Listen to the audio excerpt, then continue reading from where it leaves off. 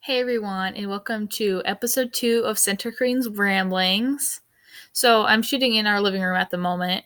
I'm home alone, so that's kind of nice. I've been working on my script for this particular episode, and I just finished it, so it's fresh to press. It might have a few mistakes. I'm correcting through it as I talk through this particular episode. But before I start, for those of you who haven't seen my episode 1 or prologue, I'm apologizing for the horrible video quality. I'm shooting on my school-issued Chromebook, which is really horrible for video quality. I'm not a fan of Chromebooks. Also, the computer is on my lap at the moment, so that's why the video is a little shaky as I'm moving around as I talk. Also, I'm reading off a document I created, so that's why I'm not always looking at the camera. And this time, it's actually kind of quiet outside right now since I'm not in my room with all the fish tanks gurgling. So that's kind of nice this time. So now we'll dive right in. And in this episode, we'll be covering the healer of the Nacirema Naidni. Their name is kind of confusing when I'm speaking it aloud, so I trip up on it a lot. I'm not used to speaking it aloud. Also, we'll be going over the first 2 pairs in my Nacirema Naidni spreadsheet. At this time, the resident healer is Nuda. That a healer takes a vow to forego marriage and having foals in general. So if they break this vow, they are stripped of their position and eligible to be banished if the alpha deems that to be appropriate. Nuda is kind of a special healer as she's got quite the backstory I've thought up recently, but I'll just kind of slowly delve into that as we explore her more. Nuda's been healer for the past 32 years, so she's had a lot of experience. I haven't given her an apprentice yet, but given her age, it would be kind of smart to give her a healer. An apprentice at this point, she is 40 years old. So, yeah, she became healer when she was 6. So, she was 32 years in the position. She was not quite old enough to have delivered Diami. So there's a different healer that we might explore. I'm not sure if I'll delve into that. I haven't really thought of those older characters much, so we might. Also, an interesting fact is that she has a half membership for both Telek and Nacirema Naidni. The reason why, and I haven't quite thought this out yet, is that her parents conceived her before they were married, and since they were Telek, they hid it because if you've heard, Telek is kind of like a pure blood society if you think about Harry Potter and all that, and Nacirema Naidni is like the Muggle-borns and then the half-bloods like the Weasleys. When it came time for Nuda to be born, they went to the Nacirema Naidni in secrecy, and she was born there. But since her dam's pregnancy was a secret, they left her there as an orphan. So after they married eventually and ended up having another foal, this one becoming the healer of the Telek, which I will delve into later. I'm not going to reveal her name yet. We'll get there. I just thought of this one actually while I was making up her profile for the database I'm creating at the moment for my Centaurs to kind of update them so it's not entirely on a computer and is in a folder. I'm working on it at the moment, but it takes a lot of paper. A lot of paper. There are still some kinks in this particular backstory that I have to work out, but it's kind of slowly falling into place at the moment. Anyways, Nuda is a gray mare with long gray hair that is commonly tied back into a bun, and she's got blue eyes. So, I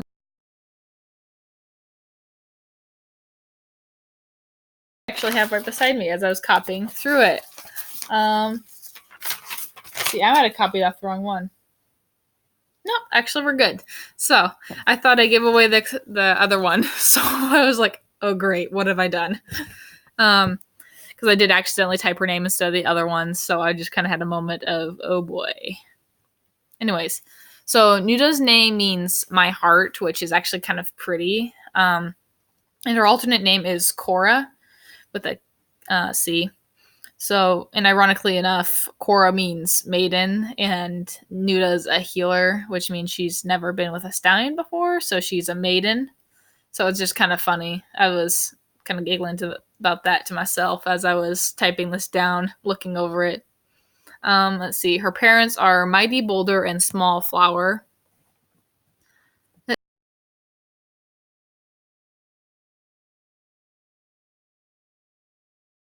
So Gashivin and Helona are an older pair in Nacirema Naidni, and they have 3 foals, which you've heard at least one of them already.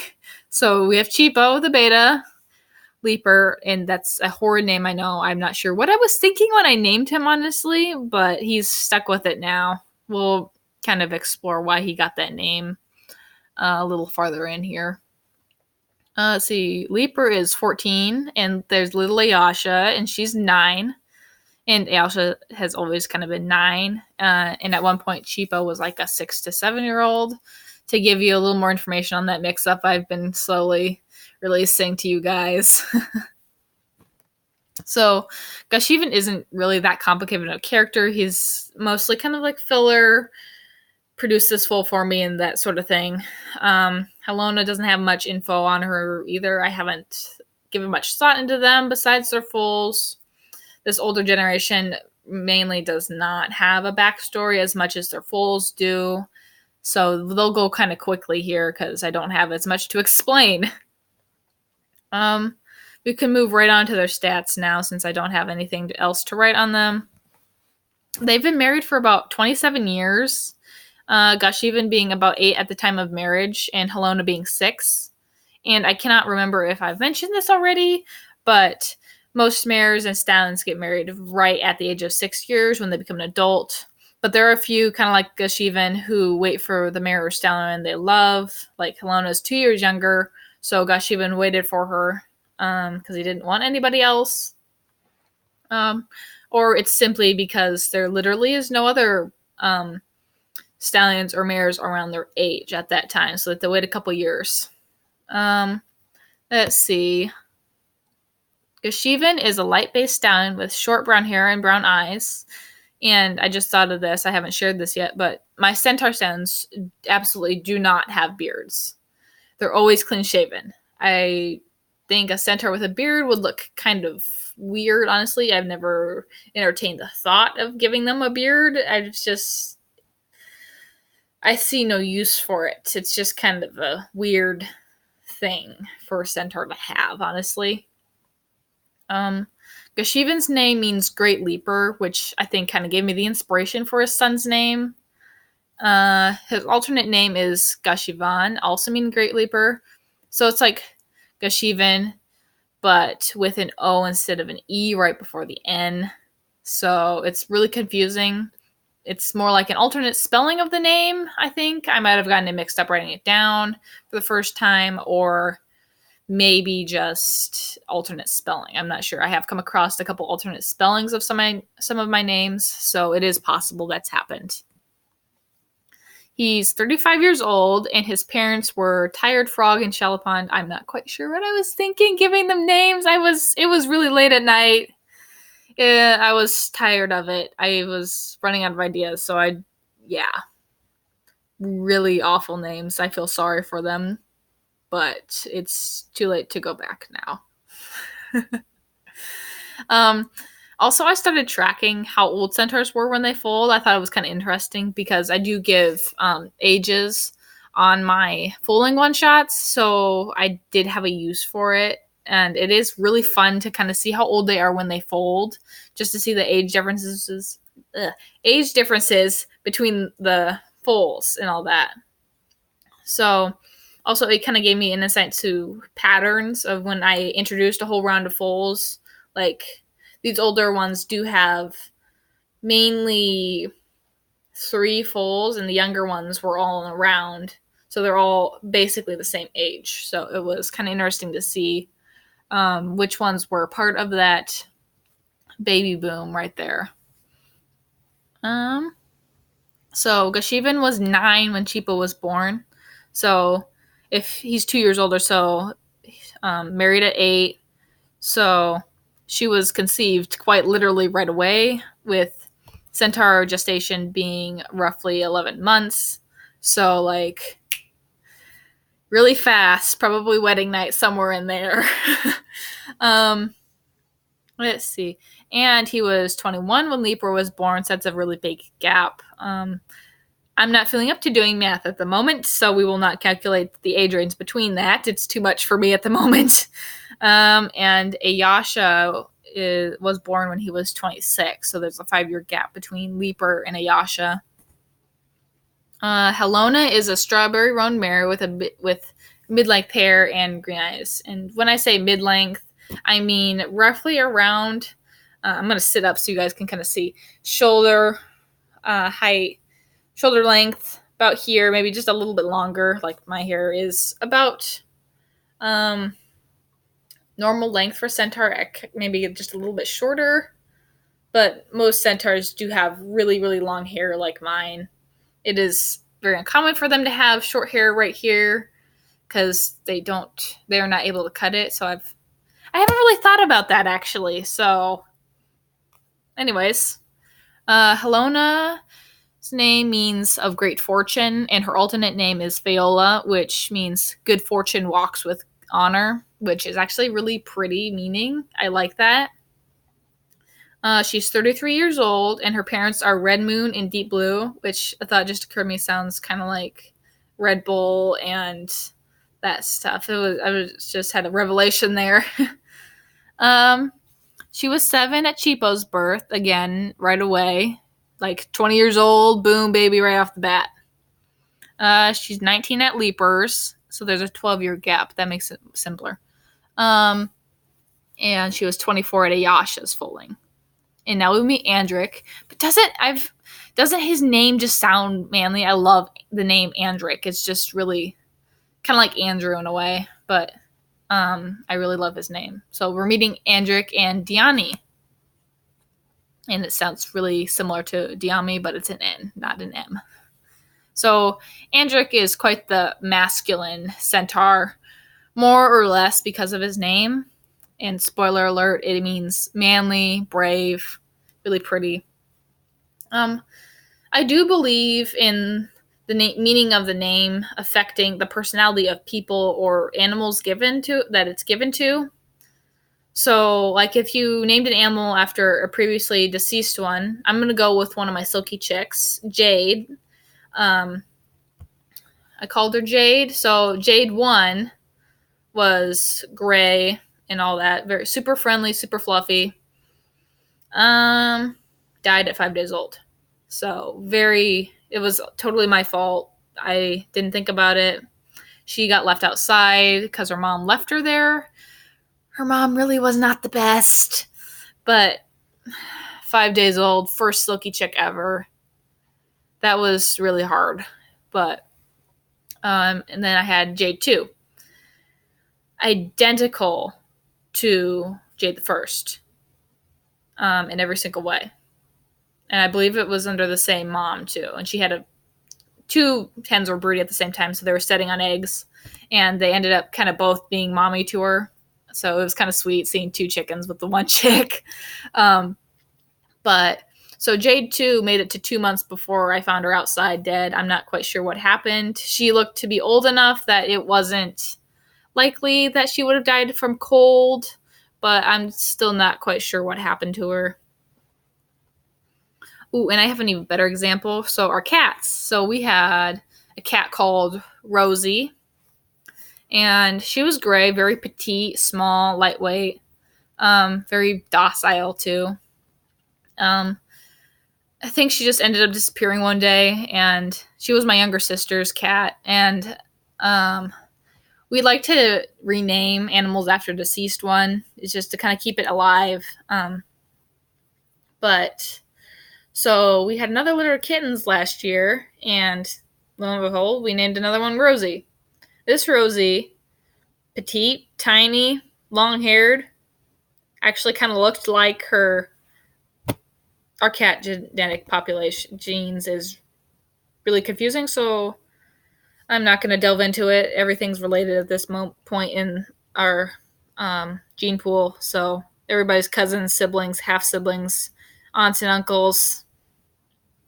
But so Rosie too, she was very petite, very docile, super friendly.